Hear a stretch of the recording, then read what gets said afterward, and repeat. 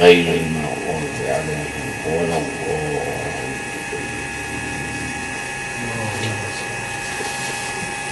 أعوذ بالله السميع العليم من الشيطان اللعين الرجيم. وبفضله بسم الله الرحمن الرحيم. الحمد لله الذي دل على ذاته بذاته وتنزه عن مجانسة مخلوقاته وجل عن ملائمة كيفياته، ثم الصلاة والسلام والتحية والإكرام على البشير النذير والسراج المنير سيدنا ومولانا ومقتدانا وهادينا وقائدنا وإمامنا وشفينا وحبيبنا وحبيب إله العالمين أبي القاسم محمد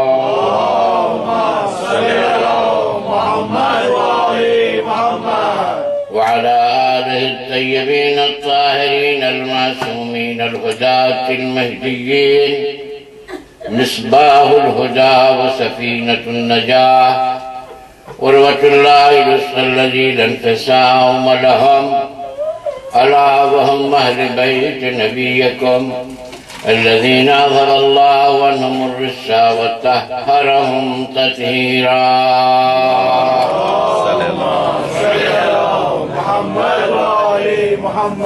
لا سيما على بقية الله الذي بقيت الدنيا ببقائه ورزق الورع بجوده، واللعنة الدائمة الباقية على أعدائهم أعداء الله من أول عداوتهم إلى قيام يوم الدين. وبعد فقد قال الله سبحانه تبارك وتعالى وقوله الحق: بسم الله الرحمن الرحيم. لقد كان لكم في رسول الله أسوة حسنة لمن كان يرجو الله واليوم الآخر وذكر الله كثيرا. صلوات. اللهم صل على محمد وآل محمد. عزیزان گرامی، ورجینیا اسٹیٹ کے شہر رچمنڈ کے امام بارگاہ امام مہدی اجل اللہ تعالیٰ فرجہ الشریف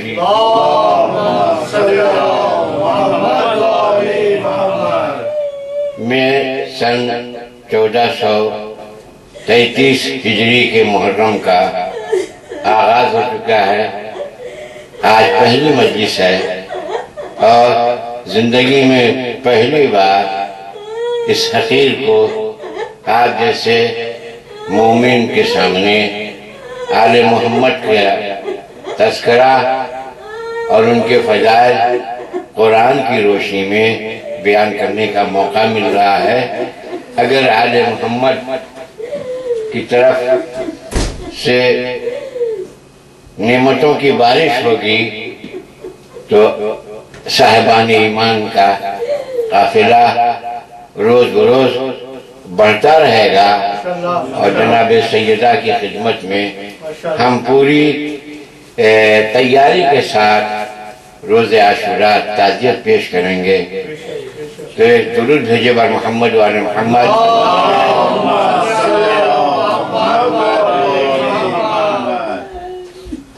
آج تمہیداً کچھ باتیں برادران و خواہران کے سامنے عرض کرنا ہے، اور وہ یہ ہے: ہم نے جس دین کو مانا ہے، جس دین کی اتباع کرتے ہیں، اس دین کی یہ خصوصیت ہے کہ اس میں ہر ایک کو پروردگار عالم نے چھوٹ دی ہے کہ ہر مسئلے میں غور و فکر کرے. اندھی تقریر ہمارے ہاں جائز نہیں ہے. اس لیے قرآن کریم نے ہر موقع پر دعوت فکر دی ہے. اس دعوت فکر میں قرآن کریم ایک قانون کلی امت مسلمہ کے لیے پیش کر رہا ہے. کاش کی امت مسلمہ اس قانون کلی کو سمجھتی تو آج امت میں انتشار و افتراق نہ ہوتا. اور وہ یہ ہے کہ سورہ احزاب میں ارشاد رب العالمین ہو رہا ہے لَقَدْ كَانَ لَكُمْ فِي رَسُولِ اللَّهِ أُسْوَةٌ حَسَنَةٌ. بتحقیق کی تمہارے لیے کلمہ گو کے لیے صاحبان ایمان کے لیے صاحبان اسلام کے لیے مسلمانوں کے لیے صرف اور صرف نبی کی زندگی نمونہ عمل. لَقَدْ كَانَ لَكُمْ فِي رَسُولِ اللَّهِ أُسْوَةٌ حَسَنَةٌ. پیغمبر کی زندگی اسوہ حسنہ ہے، نمونہ عمل ہے. پیغمبر کے علاوہ کتنا بڑا ہی انسان کیوں نہ ہو، کتنا بڑا ہی صحابی کیوں نہ ہو، کتنا ہی جلیل القدر انسان کیوں نہ ہو، اس کی زندگی نمونہ عمل نہیں ہے. صاحبان ایمان کے لیے زندگی نمونہ عمل ہے تو صرف پیغمبر اسلام صلی اللہ علیہ وآلہ وسلم کی زندگی نمونہ عمل ہے. تو عزیزان گرامی، امت مسلمہ میں سب سے بڑا مسئلہ جو آتا ہے اٹھتا ہے بعد از ایمان باللہ و بالرسول مسئلہ نماز ہے. مسئلہ نماز ہے. جب نماز کی آیت کریمہ آئی یا ایھا الذین آمنوا اقیموا الصلاۃ، ایمان لانے والوں، لفظی ترجمہ کروں یا آپ کے محاورے میں جو ہے لغت عرب کے حساب سے لفظی ترجمہ ہے یا ایھا الذین آمنوا اقیموا الصلاۃ. اے وہ لوگ کوئی جو ایمان لے آئے دعا کو قائم کرو. صلاۃ کے معنی عربی میں دعا ہے لغت عرب. چونکہ صلاۃ کے معنی دعا تھے اس لیے اصحاب کو مفہوم صلاۃ سمجھ میں نہ آیا. تو اصحاب نے سب نے یہ سوال کیا. یہ حدیث جو میں آپ کے حوالے کر رہا ہوں اسوہ پیغمبر کے ذہن میں یہ متفق علیہ، سب متفق ہیں، سارے علماء، سب کی کتاب مسانید، صحاح ستہ، تراجیم، کتب اربعہ، سب میں یہ کتاب ہے، اس میں کوئی اختلاف نہیں. تو حضور نے فرمایا، اصحاب نے پوچھا کیف نصلی، یا رسول اللہ کیسے ہم نماز پڑھیں؟ فقالا، تو رسول اللہ نے فرمایا صلو کما رأیتمونی اصلی، ایسے نماز پڑھو جیسے تم دیکھ رہے ہو کہ تمہارا نبی کیسے پڑھ رہا ہے. غور کیجئے گا ان جملوں میں، صلو کما رأیتمونی اصلی، ایسے نماز پڑھو جیسے کہ تمہارا رسول پڑھ رہا ہے. ظاہر سی بات ہے رسول کی نماز صحیح کون بتائے گا امت مسلمہ کو؟ کون بتائے گا صحیح نماز کیا ہے، رسول کیسے نماز پڑھتے تھے؟ آج ہم امت مسلمہ سے سوال کریں کہ رسول اللہ کی نماز کیسی تھی تو کوئی کہے گا اس طریقے سے تھی، کوئی کہے گا یوں تھی، کوئی کہے گا یوں تھی. مختلف طریقے امت مسلمہ میں رائج ہے اور ہر ایک مدعی ہے کہ یہی رسول اللہ کی نماز تھی، ہے نا؟ ہر ایک مدعی. کل یہ بڑی طولانی بحث ہے، لمبی بحث میں اس میں نہیں جانا ہے. ہم کو صرف تمہیداً یاد کرنا ہے کہ رسول اللہ کیسے نماز پڑھتے تھے. سب نے کہا کہ رسول اللہ سورہ حمد پڑھا کرتے تھے. کیا پڑھا کرتے تھے سورہ حمد میں؟ بسم اللہ الرحمن الرحیم، الحمدللہ رب العالمین، تمام حمد و ثنا اور تمام تعریفیں اس واجب الوجود کے لیے ہیں جو سارے عالم کا پالنے والا ہے۔ تو پروردگار عالم کی خصوصیت کیا ہے کہ وہ سارے عالم کا پالنے والا ہے، تمام عالم کے تمام افراد کے۔ وہ دوست کا بھی رزاق ہے، دشمن کا بھی رزاق ہے۔ جیسے دوست کو رزق دیتا ہے ویسے ہی اپنے دشمن کو بھی رزق دیتا ہے۔ وہ مسلمانوں کا بھی رازق ہے، کافروں کا بھی رازق ہے، وہ مومن کا بھی رازق ہے، منافقین کا بھی رازق ہے، سب کو رزق پہنچاتا ہے۔ یہی سے پتہ چلتا ہے آل محمد کی عظمت و جلالت۔ کیا ہے صفت پروردگار عالم؟ الحمدللہ رب العالمین، پروردگار عالم سارے عالم کا پالنے والا ہے۔ حکومت جب بزرگ ہو تو اس کا نمائندہ بھی اسی شان سے آتا ہے۔ جیسی حکومت ہو ویسے ہی اس کا نمائندہ، ویسے ہی اس کا سفیر ہوتا ہے۔ چھوٹے ملکوں کے سفیر کی کوئی عزت نہیں ہوتی، لیکن اگر امریکہ کا سفیر کہیں نکل آئے تو بڑا ملک ہے، تو جتنا ملک بڑا ہوگا ویسے ہی اس کی سفارت کی عظمت ہوگی۔ تو پروردگار عالم سے بڑا ملک کہیں نہیں ہے، تصور نہیں ہو سکتا۔ وہ رب العالمین ہے، سارے عالم کا پالنے والا، لہذا اس کا سفیر بھی آئے تو عالمین کی صفت لے کر آئے۔ اس کا سفیر آئے تو عالمین کی صفت لے کر آئے۔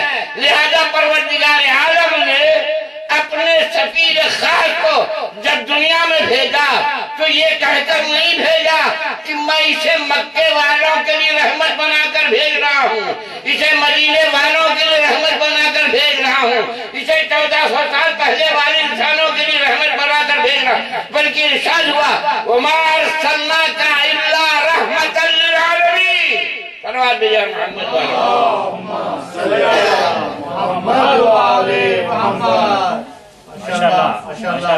میں نے اپنے حبیب کو عالمین کے لیے رحمت بنا کر بھیجا، تو وہ رب العالمین ہے، وہ رب العالمین ہے۔ اس کا نمائندہ خاص آیا تو وہی للعالمین کی صفت لے کر آیا، رحمتاً للعالمین۔ یہ یاد رکھیے، یہ سنت الہی ہے، یہ قرآن کا فیصلہ ہے کہ وہ رب العالمین ہے، تو اس کا نمائندہ آیا رحمت للعالمین بن کر۔ اب رحمت للعالمین کا نمائندہ آئے گا تو وہی للعالمین کی صفت لے کر آئے گا۔ ہم سے اور آپ سے کوئی جھگڑا نہیں ہے، بس آپ طے کر لیجئے، جو آئے للعالمین کی صفت لے کر آئے ہم ماننے کے لیے تیار ہیں، جو بھی آئے نبی کی جگہ پر للعالمین کی صفت لے کر آئے، اس لیے کہ وہ رب العالمین ہے، نبی رحمت للعالمین ہے۔ اب نبی کی جگہ پر جو آئے آپ جسے چاہیے بنا لیجئے، ہمیں کوئی اعتراض نہیں، مگر وہ للعالمین والا ہو۔ صلوات بجائے محمد والے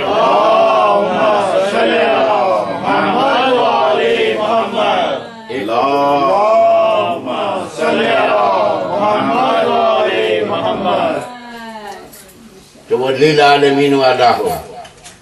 امت عاجز ہو گئی، کہا للعالمین والا تو کوئی نہیں مل رہا ہے۔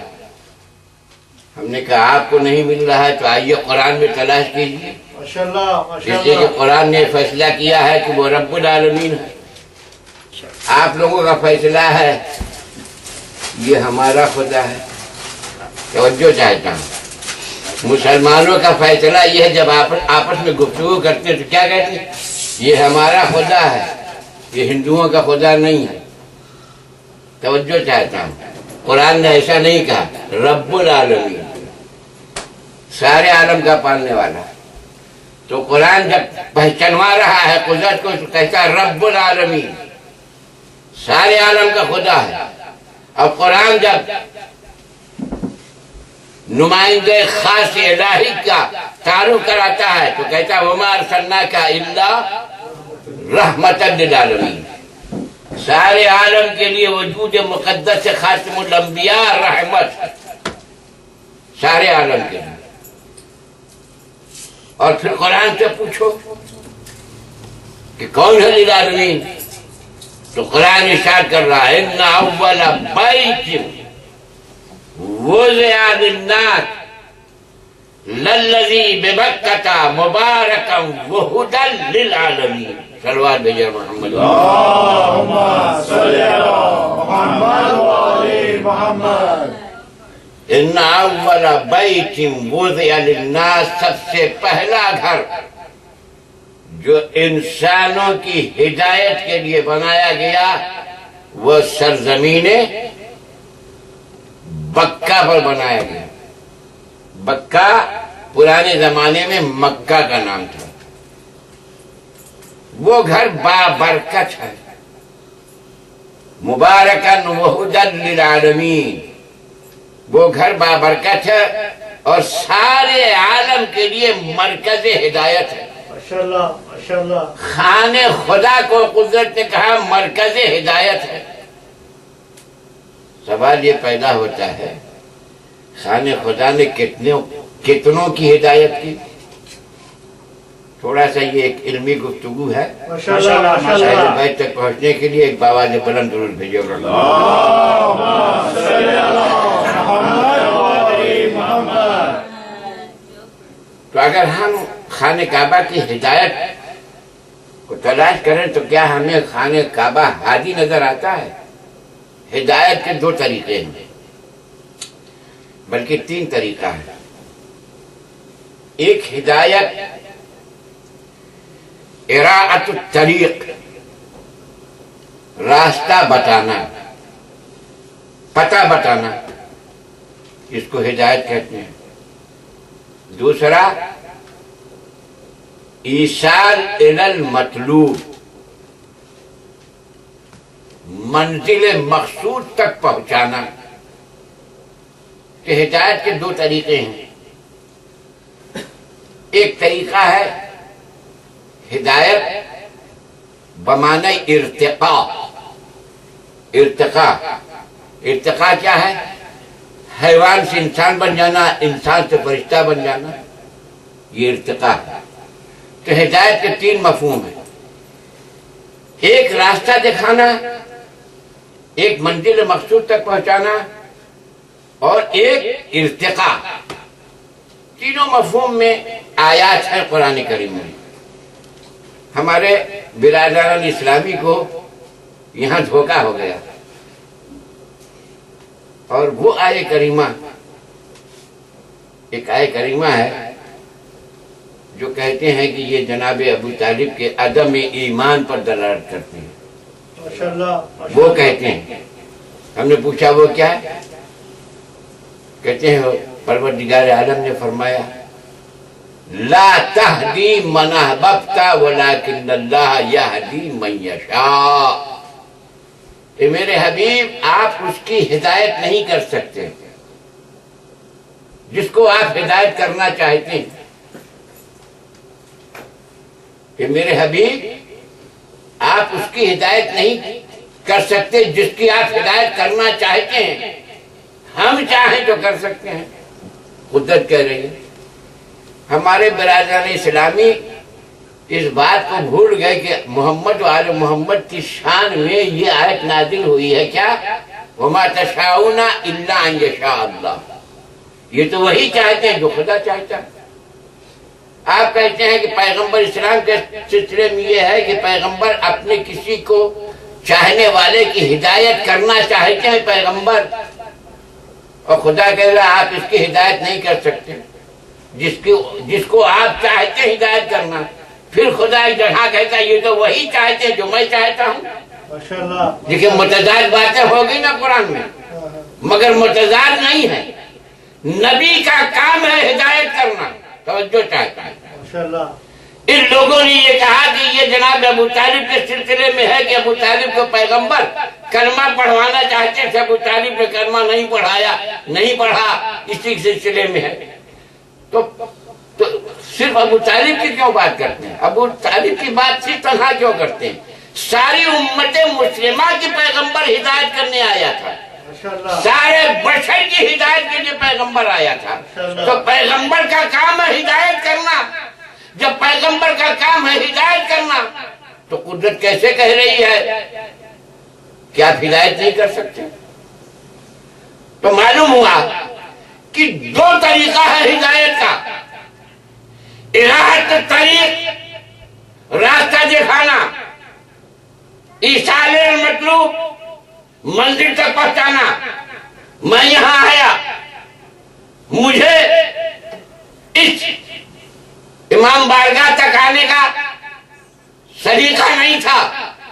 میں نے کسی سے پوچھا، اس نے بتایا قبلہ اس طرف سے جائیے، 1 میل تک چلتے رہیے، پھر داہنے مڑ جائیے، پھر بائیں مڑ جائیے، پھر وہ اس طریقے کا گھر آئے گا، اس کا یہ نمبر ہوگا۔ بتایا، میں اس وقت صحیح چلا تو یہاں تک پہنچا، بھٹک گیا تو کہیں اور پہنچ گیا۔ یہ کہتے ہیں طریقہ، اراحت الطریق، راستہ دکھانا۔ ایصال المطلوب کیا ہے؟ میں یہاں پہنچا اور نجم بھائی اپنی گاڑی لے کر آئے، بس اسٹیشن اپنی گاڑی کو بچھا کر مجھ کو یہاں تک لے آئے، تو یعنی منزل مقصود تک پہنچایا، ماشاءاللہ ہاتھ تھام کے منزل مقصود تک پہنچایا۔ تو قدرت کہہ رہی ہے نبی تیرا کام ہے اراحت الطریق، راستہ بتانا کہ جنت کا راستہ یہ، جہنم کا یہ، جنت تک پہنچانا تیرا کام نہیں ہے، یہ ہمارا کام ہے۔ فرما دو یا محمد محمد وعلی محمد۔ تو ایک ہدایت کے معنی راستہ دکھانا۔ تو خانہ کعبہ نے کس کو راستہ دکھایا؟ جنت کا راستہ خانہ کعبہ نے کس کو دکھایا؟ اگر خانہ کعبہ راستہ دکھاتا ہے یا ہاتھ پکڑ کر جنت تک پہنچاتا ہے تو معاف کیجئے، جب خانہ کعبہ میں اتنی صلاحیت ہے تو پھر انبیاء کے آنے کی ضرورت کیا؟ پھر خاتون انبیاء کے آنے کی ضرورت کیا؟ پالنے والے تیرا یہ گھر ہے، یہ سب کو جنت کا راستہ بتا دے گا، پھر تو اتنی زحمت کیوں کر رہا ہے، اپنے حبیب کو بھیج رہا ہے؟ تو معلوم ہے یہ نہیں ہے۔ یہ تو آج تک خانہ کعبہ نے نہ کسی کو جنت کا راستہ دکھایا، نہ کسی کو جنت تک پہنچایا۔ تیسری منزل کیا ہے؟ ارتقاء۔ ارتقاء، ترقی کرنا، کہ حیوان سے انسان بن جائے، انسان سے فرشتہ بن جائے۔ تو آپ تاریخ کعبہ میں دیکھیے،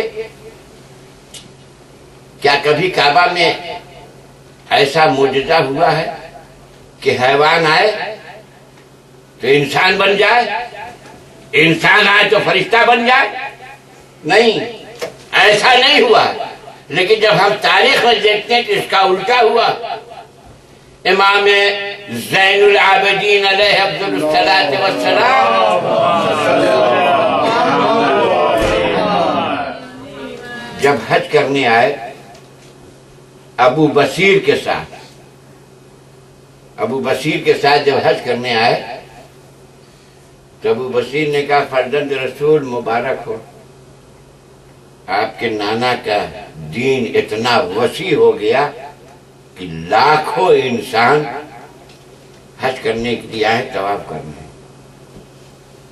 لاکھوں انسان، لاکھوں حاجی خانہ کعبہ کے گرد طواف کرنے۔ امام نے سوال کیا ابو بصیر کیا دیکھنا چاہتے ہو اس لاکھوں میں کتنے بامعرفت ہیں؟ ماشاءاللہ کتنے بامعرفت ہیں؟ کہاں ابن رشدہ اس سے بہتر کیا ہے؟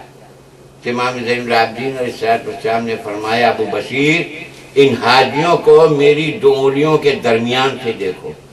اب ابو بصیر جب امام کی 2 انگلیوں کے درمیان سے ان لوگوں کو دیکھ رہے ہیں جو گرد کعبہ طواف کر رہے ہیں تو سب بھیڑیے نظر آ رہے ہیں، سوائے ابو بصیر اور امام زین العابدین کے سب بھیڑیے نظر آ رہے ہیں۔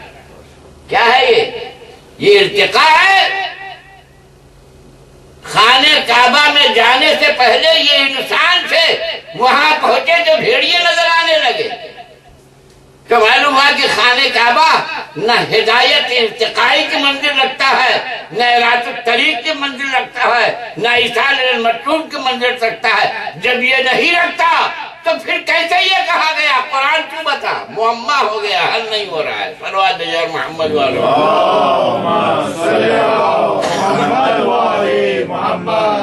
ماشاءاللہ تو ماشاءاللہ قرآن بڑھ کر جواب دے گا، اِنَّا أَنزَلْنَاهُ قُرْآنًا عَرَبِيًّا، ہم نے قرآن کو عربی زبان میں نازل کیا اور عربی زبان کے محاورے کو مد نظر رکھ کے گفتگو کی ہے، عربی زبان کے اشاروں و کنایات کو مد نظر رکھ کے گفتگو کی ہے، عربی زبان کے گرامر کو بھی ہم مد نظر رکھ کے گفتگو کرتے ہیں۔ تو میں پوچھوں گا قرآن کریم بتا یہ کیا ہے؟ کہا تجھے نہیں معلوم؟ عقلا کے یہاں اور عربی کی فصاحت و بلاغت میں یہ ہے، کبھی ظرف کہا جاتا ہے اور ظرف مراد نہیں دیا جاتا، مضروب مراد دیا جاتا ہے، اور یہ صرف عربی میں نہیں، دنیا کی ہر زبان میں ہے، ہماری اردو میں بھی ہے۔ ظرف بولا جاتا ہے، مراد ظرف نہیں ہوتا۔ کیسے؟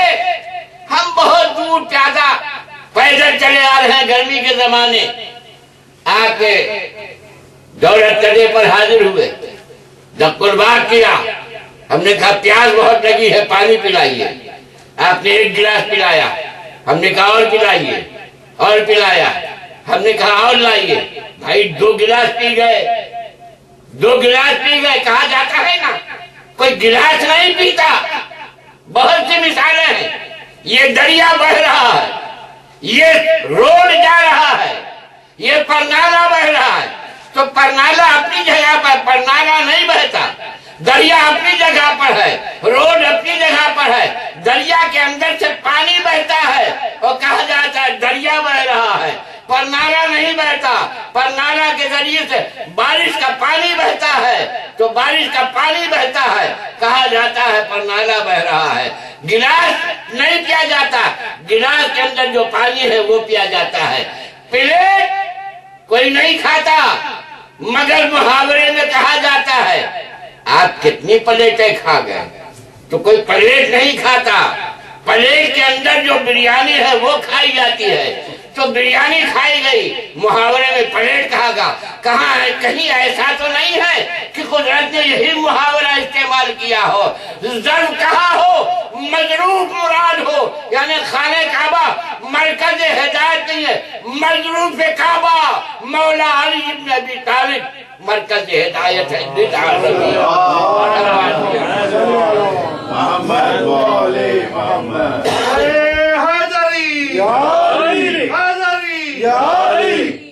ایک اور ضرور جو رحمت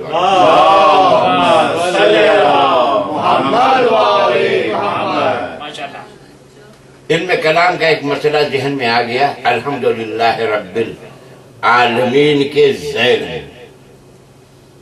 کیا ہم جو سنا کرتے ہیں پالنے والا خالق کائنات سارے عالم کو رزق دیتا ہے، دوست کو بھی دیتا ہے، دشمن کو بھی دیتا ہے۔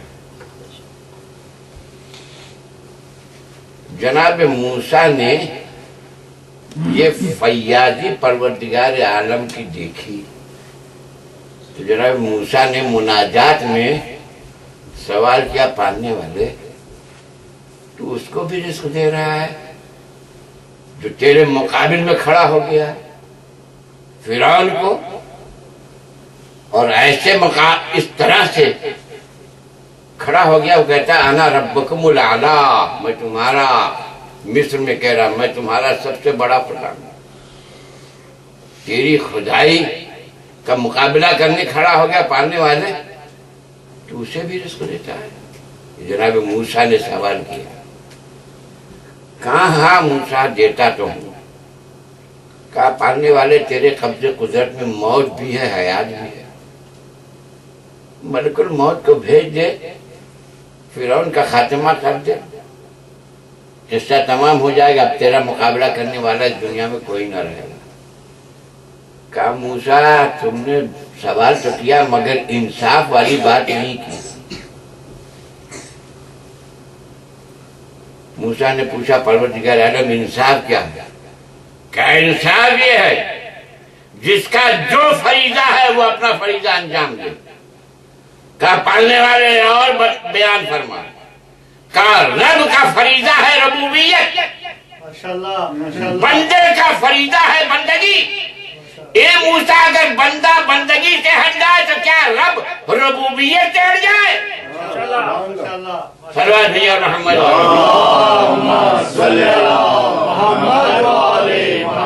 بندے کا فریضہ ہے بندگی، رب کا فریضہ ہے ربوبیت۔ اگر رب ربوبیت سے ہٹ جائے تو اب تو معبود میں فرق کیا رہے گا؟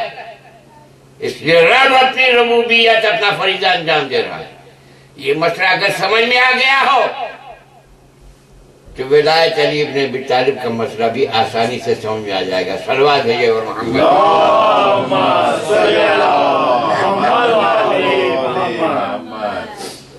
علامہ کوشجی اہل سنت کے بہت بڑے محقق و عالم گزرے ہیں۔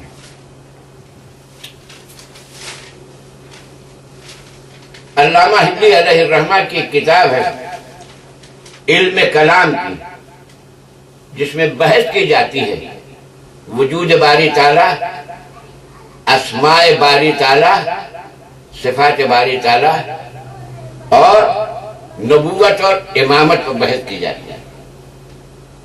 تو انہوں نے اپنے اس کتاب کو جو لکھا ہے اس کی شرح کی ہے علامہ کوشجی اہل سنت کے عالم نے، اس کی شرح کی علامہ حلی کی کتاب بحث امامت پر۔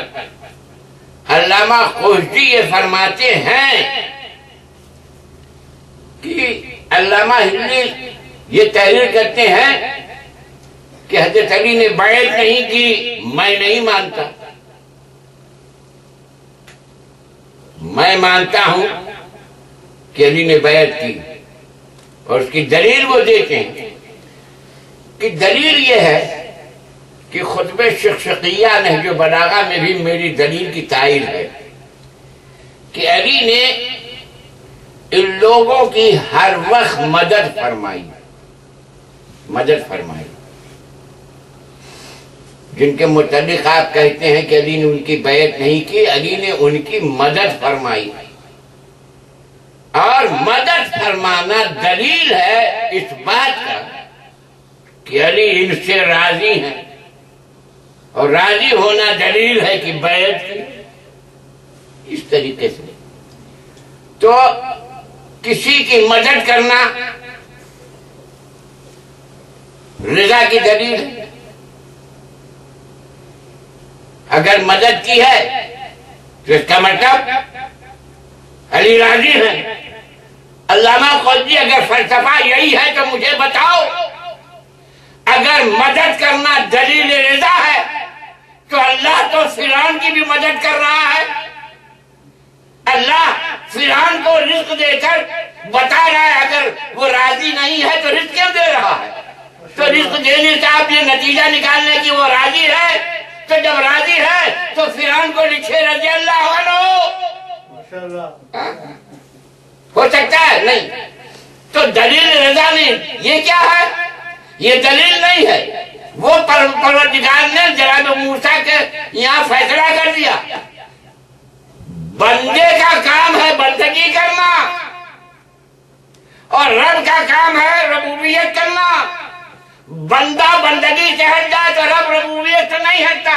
اسی طریقے سے ایک انسان کا فریضہ ہے امامت کے مقابل میں، امامت کے مقابل میں دو چیزیں آتی ہیں، ایک امام ہوتا ہے اور ایک معموم ہوتا ہے۔ معموم اگر معمومیت سے ہٹ جائے تو امام امامت سے نہیں ہٹتا۔ تو علی مدد کرنا ہے امامت کے فریضے کی بنیاد پر۔ صلوات بھیجو اور محمد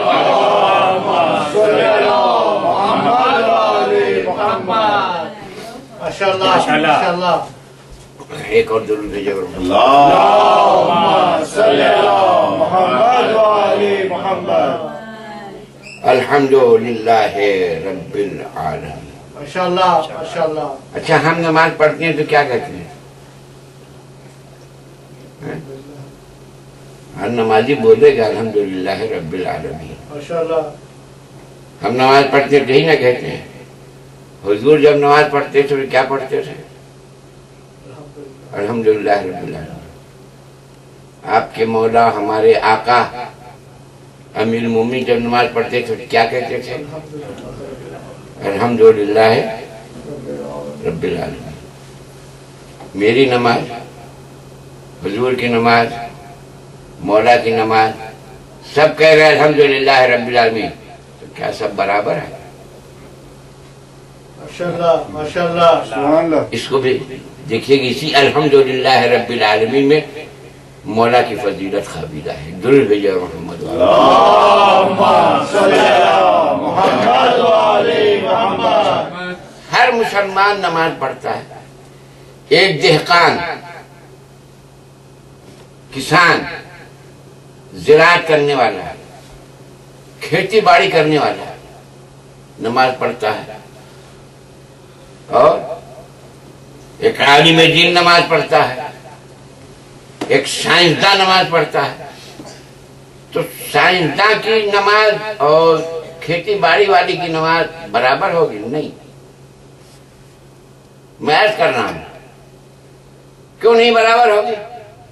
اس لیے کہ ہر ایک کے ذہن میں یہ دیکھنا ہوگا کہ اس کے ذہن میں مفہوم ربوبیت کیا ہے، ماشاءاللہ. اس کے ذہن میں ربوبیت کی کتنی وسعت ہے، کائنات کی وسعت کتنی ہے. تو ایک کسان، کھیتی باڑی کرنے والا، مزدور آدمی، اس کے ذہن میں یہ کائنات کتنی ہے؟ بس یہی کھیت، یہی آسمان، یہی زمین، یہی ہل چلانا، یہی پانی آبیاری کرنا. تو اس کی کائنات ہو گئی محدود، اس کی کائنات ہو گئی محدود.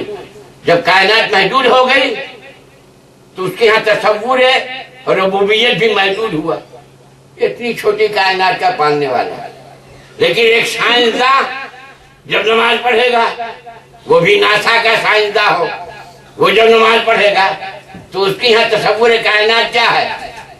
یہ سائنسداں کہتے ہیں یہ کہکشاں جو آپ دیکھ رہے ہیں، اس کہکشاں کے ماورا بھی بہت سی کائنات ہیں.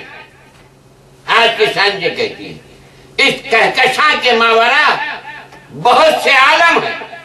اور آج سائنس یہاں تک پہنچی ہے، اس کو آج سے 1200 سال 1300 سال پہلے ہمارے امام جعفر صادق علیہ السلام نے اللهم صل على محمد وآل محمد. فرمایا ہے اِنَّا وَرَا شَمْسِكُمْ هَذَا لَأَرْبَعِينَ شَمْسًا.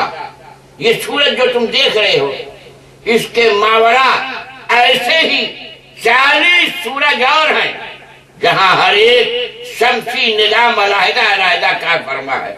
تو آج سے 1300 سال پہلے ہمارے امام یہ فرما چکے ہیں اس سورج کے علاوہ اور بہت سے سورج ہیں جن کا علیحدہ علیحدہ نظام ہے.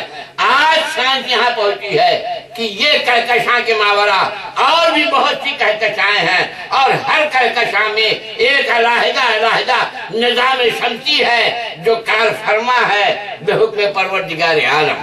تو اب یہ سائنسداں جس کے ذہن میں لاکھوں عالم ہے، اس کسان کی طریقے سے نہیں، اس دہقان کے طریقے سے نہیں کہ جس کی کائنات بس کھیتی باڑی میں محدود تھی. نہیں، یہ سائنسداں جب یہ نماز پڑھے گا جس کے ذہن میں لاکھوں عالم ہے، وہ جب کہے گا الحمدللہ رب العالمین، تو مفہوم آیا لاکھوں کروڑوں عالم کا پالنے والا وہ معبود.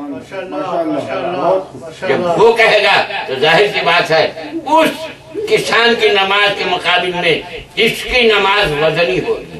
اب جب مرسل اعظم کہیں گے یا مولا کائنات کہیں گے الحمدللہ رب العالمین، تو کائنات کتنی وسیع ہوگی، اور ذہن مولا میں مفہوم ربوبیت اتنا بلند ہوگا کہ نبی کو کہنا پڑا العبودیت جوہرۃ کنہ الربوبیہ، عبودیت ایک جوہر ہے جس کی انتہا ربوبیت ہے۔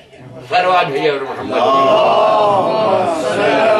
محمد والے محمد۔ تو مجھے کہنے دیجئے، سائنسداں کے ذہن میں آیا لاکھوں عالم، جب میرا اور آپ کا مولا مصلی نماز پر ہوگا اور وہ کہے گا الحمدللہ رب العالمین، ماشاءاللہ۔ تو وہاں مفہوم ربوبیت کتنا وسیع ہے، میری لغت میں الفاظ نہیں ہے کہ میں عرض کروں، بس اشارہ کرتا ہوں۔ جب میرا مولا کہے گا الحمدللہ رب العالمین، تو ذہن مولا میں ماضی کی بھی خدائی آئے گی، حال کی بھی خدائی آئے گی، مستقبل کی بھی خدائی آئے گی، سارے عالم کا پانے والا۔ صلوات بھیجئے۔ عزیزان گرامی، میں نے نماز کا سلسلہ چھیڑا ہے لیکن فضائل کے بیان کے لیے۔ ماشاءاللہ ماشاءاللہ۔ امیر المومنین علی ابن ابی طالب علیہ السلام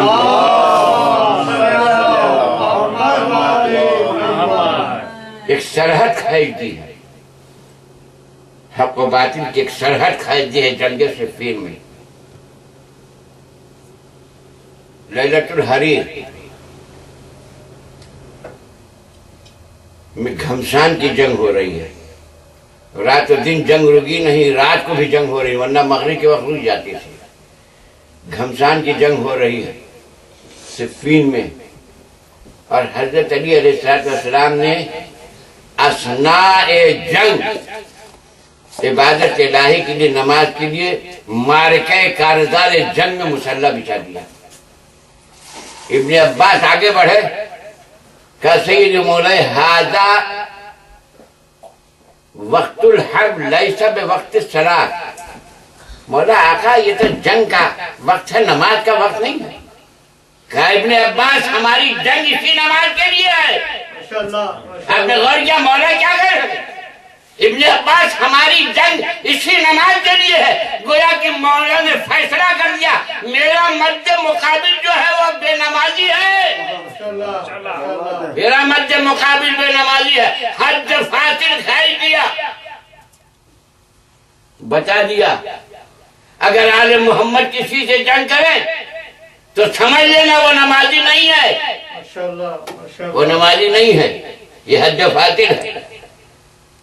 کربلا میں بھی ایسے ہی ہوا، آپ دیکھیے پہلی محرم الحرام آ گئی، آئے گا انشاءاللہ مجالس میں اس کا تذکرہ۔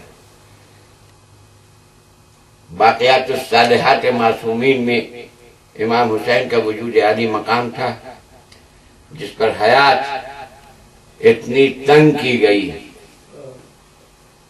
اور وہ آپ واقعات جانتے ہیں۔ ہمیں ہر سال ان واقعات کو دہرانا ضروری ہے، اور اس کا فلسفہ بھی میں عرض کر دوں، آپ دہراتے رہیے گا، ہمیشہ دہرائیے گا، یہ نہ سوچیے گا پار سال ہم نے پڑھا تھا اب نہ پڑھیں۔ اس کا نتیجہ کیا ہوتا ہے؟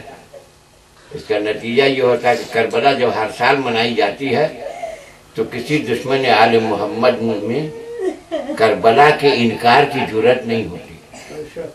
غدیر کا انکار سب کرنے لگے، کیونکہ جو شان غدیر تھی وہ ہم نے بھلا دیا۔ ہم ہر سال غدیر اس طریقے سے نہیں مناتے جیسا کہ منانے کا حق تھا، لہذا دشمنوں کو موقع مل گیا، یا غدیر سے انکار کرنے کا موقع مل گیا، یا مفہوم مولا سے انکار کرنے لگے۔ لہذا کربلا کو منائیے اور ہر چیز کو اس کے تاریخ کے اعتبار سے منائیے، تاکہ کسی دشمن آل محمد کو موقع نہ ہو کہ واقعات کربلا سے انکار کرے۔ اس لیے ہم واقعات کو ہر سال دہراتے ہیں۔ سن 60 ہجری میں جب حاکم شام کا انتقال ہوا اور یزید تخت نشین ہوا تو یزید نے اپنے گورنر مدینہ کو خط لکھا، یہ 3 حضرات ہیں، ان سے بیعت لے لی جائے۔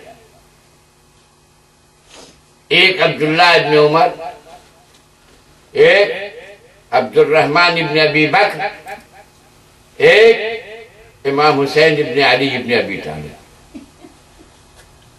ان 3 آدمیوں کے لیے خط آیا۔ عبد الرحمن اور عبداللہ انہیں سے روپوش ہو گئے، یہ دونوں روپوش ہو گئے، تنہا امام حسین ہے۔ امام حسین کو بلایا گیا دربار میں۔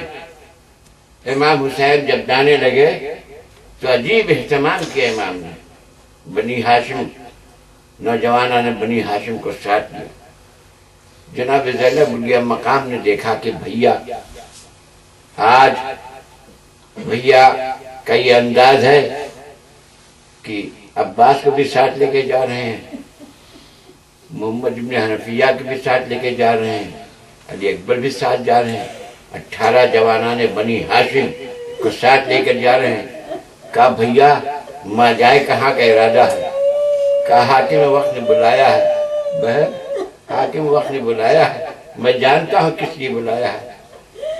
شہزادی کہا بھیا جاؤ، خدا کہ میں سپورٹ کرتی ہوں، مگر جناب زینب کی حالت متغیر ہوتی رہی کہ پتہ نہیں اس ظالم کے دربار میں بھیا پر کیا گزرے گی۔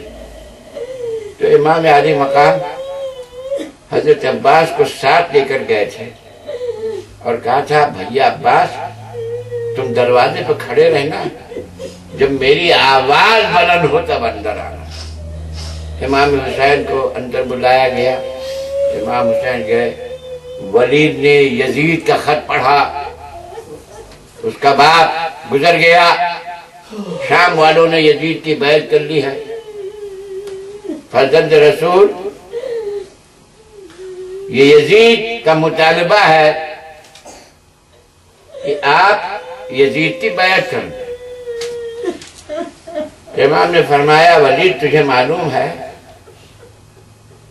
کہ اس کا کردار کیسا ہے اور میں کس کا فرزند ہوں؟ کہ ابن رسول اللہ مجھے معلوم ہے آپ فاطمہ کے فرزند، ابن رسول مجھے معلوم ہے آپ کے بابا علی مرتضیٰ ہیں، ابن رسول اللہ مجھے علم ہے کہ آپ کے نانا مرشد اعظم کا جب اتنا جانتا ہے تو یہ کیسے جرأت کرتا ہے کہ مثلی یباع مثلہ، ایسا شخص اس جیسے فاسق و فاجر کی بیعت کرے گا؟ یہ نہیں ہو سکتا۔ تو کہا فرزند رسول یزید کا خط آیا، میں کیا جواب دوں؟ امام نے فرمایا اصبح و تصبح، صبح کا انتظار کرو، ہم بھی صبح کا انتظار کر رہے ہیں۔ وقت آنے دو مسجد نبی میں جب مہاجرین اور انصار کا کل اجتماع ہوگا تو وہاں پر میں اپنا آخری فیصلہ سناؤں گا۔ فرزند رسول جیسا آپ کیا۔ امام حسین اٹھے جانے کے لیے تو مروان نے کہا ولید اگر فاطمہ کا لال اس وقت چلا گیا تو پھر مدینے میں خون بہ جائے گا اور فاطمہ کا لال بیعت نہ کرے گا، یہ موقع غنیمت ہے ولید، یا فاطمہ کے لال سے بیعت لے لو یا حسین کا سر قلم کر کے یزید کے پاس بھیج دو۔ امام نے فرمایا آپ تو حد دے دو، مجھے موت کی دھمکی دے رہے ہیں، تمہیں معلوم ہے میرے بابا کیا کہتے تھے، لا باری بالموت، فرزند ابو طالب موت سے گھبراتا نہیں، چاہے وہ موت پر آ جائے یا موت اس پر آ جائے، ہم موت سے گھبرانے والوں میں سے نہیں۔ آواز بلند ہوئی، عباس شجاع بنی ہاشم کے ساتھ اندر داخل ہوئے اور قبضے شمشیر تک ہاتھ پہنچ گیا عباس کا۔ شمشیر عباس نے کھائی گری۔ امام نے فرمایا مہلن مہلن اخی، بھیا صبر کرو، ابھی شمشیر کھینچنے کا وقت نہیں آیا۔ اجرکم ربکم، خدا آپ کو کسی غم میں ڈر رہا ہے۔ یہاں تک کہ وہ وقت آیا کہ امام حسین نے تیاری کی، نانا کی قبر پر گئے، السلام علیکم یا جدہ، نانا جان وہ وقت آ گیا ہے ٹفنی میں جس کا میں نے وعدہ کیا تھا، اللہم اختر لی ما فیہ صلاح، پانے والے تجھے تیرے حبیب کا واسطہ میرے لیے وہ راستہ منتخب کر جس میں تیری رضا ہو۔ اللہ نے راستہ منتخب کیا۔ روتے روتے حسین کی آنکھ لگ گئی مجال رسول پر، آواز دی نانا جان زندگی لوگوں نے تنگ کر دی، نانا جان اپنے پاس بنا لیجئے۔ کہا بیٹا حسین تجھے کربلا جانا، ان اللہ اختارا ایرا کا قتیلہ، اللہ کی مشیت ہے وہ اپنی راہ میں تجھے شہید دیکھ لے گا۔ مجھے نہیں معلوم۔ اس کے بعد حسین بھائی کی قبر پر مزار مجتبیٰ کو سلام آخر کیا۔ اس کے بعد ماں کی لہر پر آئے، روتے روتے آنکھیں لگ گئی اور اس میں گفتگو ماں سے کر رہے ہیں، یا اماں مجھے وہ بچپنے کا زمانہ یاد آ رہا ہے، مادر گرامی جب آپ مرد کی کفن میں لپٹی ہوئی تھی تو آپ کا حسین نے آواز دی تھی، آپ کا مرد کفن ٹوٹا تھا، آپ نے ہاتھوں کو بلند کر کے کہا تھا یا بنیا الیہ الیہ، اے میری لال آمد جس سینے سے لگا لوں۔ اے مادر گرامی آج وہی لال کربلا کی طرف جا رہا ہے، عجب نہیں قبر سے آواز آئے ہو وعلیکم السلام یا ولدی، اے میرے حسین، اے میرے لال تو تنہا نہیں جائے گا، پیچھے پیچھے تیری ماں بھی آئے۔ اجرکم ربکم، خدا کو کسی غم میں ڈر سوا غربت کربلا۔ اس کے عزیزان گرامی یہ ملتا ہے، کبھی زینب، کبھی جناب فاطمہ زہرا، اب سے عاشور جب شمر کا خنجر چل رہا تھا تو مقتل میں کبھی نظر آئی، کبھی کوفہ اور شام کے درمیان جب قافلہ چل رہا تھا، سکینہ جب ناقے سے گر گئی تھی تو وہاں نظر آئی، کبھی زندان شام میں جناب فاطمہ نظر آئی۔ بس عزیزان گرامی آپ کی رحمت کو تمام کرنا چاہتا۔ قافلہ جب چلنے لگا، بیویاں سوار ہو چکی، اجرکم ربکم، ساری بیویاں سوار ہو۔ ایک مرتبہ حسین کی چاہنے والی سغرا آگے آئی، بابا جان میں آپ کو روکوں گی نہیں، آپ نے مصلحت سمجھی کہ مجھے اپنے ساتھ نہ لے جائیں، بابا آپ نے نانی کے پاس مجھے رکھا ہے، مجھے منظور ہے، بابا اتنی اجازت دے دیجیے کہ تھوڑی دیر کے لیے اپنی علی اکبر کو میں پیار کر لوں۔ امام نے حکم دیا، بیٹا علی اکبر ام رباب کے پاس جاؤ اور میرے فرزند علی اکبر کو لے کے آؤ، میری بیٹی سے پیار کرنا چاہتی ہوں۔ علی اکبر لے آئے، فاطمہ صغرا کے آغوش میں دے دیا۔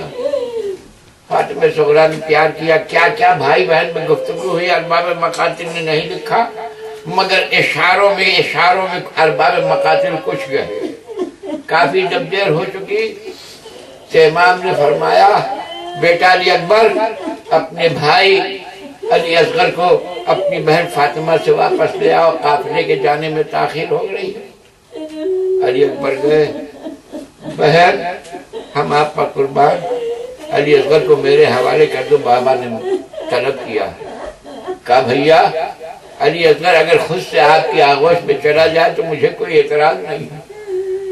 علی اکبر نے باہیں پھیلا دی، لیکن علی اصغر اپنے اپنی بہن فاطمہ کے دامن سے علیحدہ ہونا پسند نہیں کر رہے ہیں، بہت کوشش کیا، پھر عباس گئے، وفا نے دامن وفا کو پھیلایا، مگر علی اصغر نے بہن کا دامن نہ چھوڑا، تاخیر ہو رہی تھی، ایک مرتبہ حسین آگے بڑھے، کہا بیٹی فاطمہ صبر کرو، مسائل پر صبر کرو، قافلہ جانے کو ہے، اے بیٹی علی اصغر کو میرے حوالے کر دو، کہا بابا مجھے کوئی اعتراض نہیں، آپ علی اصغر کو بلائیے، ایک مرتبہ چہرہ جو باپ کی طرف اٹھا ہوا تھا، باپ کی آواز کی بنیا الیہ الیہ، امت کے علی اصغر نے اپنا چہرہ اپنی بہن کے دامن میں چھپا لیا، گویا کہ نادر اپنی بے زبانی میں کہہ رہا ہے کہ میں اپنی بہن کو چھوڑنے والا نہیں۔ بس ارباب مقاتل یہ لکھا ہے، اس مقام پر امام حسین نے جھک کر علی اصغر کے کانوں میں کچھ فرمایا ہے، کیا فرمایا؟ ارباب مقاتل نے یہ نہیں لکھا، بہت ممکن ہے یہ کہا کہ بیٹا علی اصغر اگر تو کربلا میں نہ جائے گا تو امام کی حجت کیسے تمام ہوگی؟ اے بیٹا تیرے حسین کی کامیابی تجھ پر منحصر ہے، کربلا میں مسکرائے گا کون؟ وسيعلم الذين إلهي بحق الزهراء وأبيها وبالها وبنيها اس قلیل توسل کو قبول فرما، یہاں کے مومن کی عزاداری کو قبول فرما، توفیق نیک عنایت فرما، بار الہات بات عالیہ کی حفاظت فرما، اس پرآشوب دور میں آل محمد کے چاہنے والے جہاں بھی ہوں ان کے جان مال عزت و آبرو کی حفاظت فرما، ہم سب حاضرین مجلس کو شفاعت سید الشہداء روز قیامت ہمارے حال میں عنایت فرما، امام زمانہ عجل اللہ تعالیٰ فرجہ شریف کے تاجین میں جھوٹ فرما، ماتم حسین